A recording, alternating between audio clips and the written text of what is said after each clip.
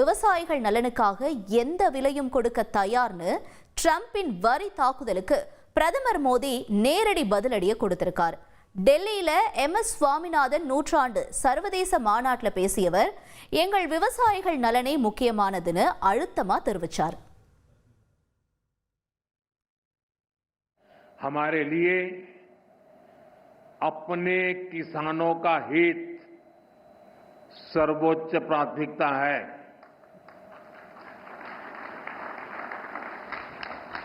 भारत अपने किसानों के, पशुपालकों के और मछुआरे भाई बहनों के हितों के साथ कभी भी समझौता नहीं करेगा.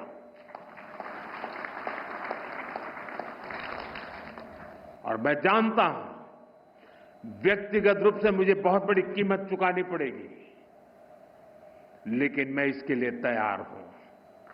मेरे देश के किसानों के लिए, मेरे देश के मछुआरों के लिए, मेरे देश के पशुपालकों के लिए आज भारत तैयार है. பிரதமர் மோடியின் இந்த பதிலடிக்கான பின்னணியை புரிஞ்சு கொள்றதுக்கு இந்தியா அமெரிக்கா பேச்சுவார்த்தையில என்ன நடந்துச்சு அப்படிங்கறத தெரிஞ்சு கொள்றதும் இப்ப ரொம்ப முக்கியமா இருக்கு. அமெரிக்க அதிபர் ட்ரம்ப் வரியென மிரட்டினதுமே இரு நாடுகள் இடையேயான மார்ச்சில் வர்த்தகம் தொடர்பான பேச்சுவார்த்தை தொடங்குச்சு. அதாவது இருதரப்பு இடையேயான நியாயமான பரஸ்பர நன்மை பயக்கும் இருதரப்பு வர்த்தக ஒப்பந்தம் எட்டுறதுக்கு இருதரப்பு இடையே பேச்சுவார்த்தை நடந்துச்சு. 5 சுற்றுகளா நடைபெற்ற இந்த பேச்சுவார்த்தையில ஆட்டோமொபைல், மின்சார வாகனம், ஜவுளி உள்ளிட்ட துறைகள்ல வரி குறைப்பு தொடர்பா இருதரப்புலையும் உடன்பாடு எட்டப்பட்டதா சொல்லப்பட்டுச்சு. இதுல இந்திய விவசாய பொருட்கள் சந்தை விவகாரத்துல இருதரப்பு பேச்சுவார்த்தையில உடன்பாடு எட்டல. மக்கள் தொகை காரணமா தானியங்கள் தேவை அதிகரிப்பு, விலங்குகளுக்கான தீவனத்திற்கு தேவை அதிகரிப்புன்னு செல்லும் இந்திய விவசாயத்துறையை அமெரிக்கா இறக்குமதி வளமா குறிவைக்குது. இதனால இந்திய விவசாய சந்தையில தங்கள் பொருட்களுக்கான அணுகலை விஸ்தரிக்கணும்னு அமெரிக்கா கேட்டுச்சு.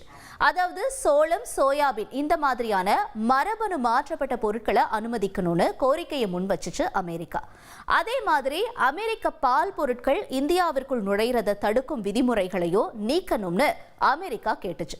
பேச்சுவார்த்தையில இதற்கெல்லாம் கராரா பதில் சொல்லியிருக்கு மத்திய அரசு.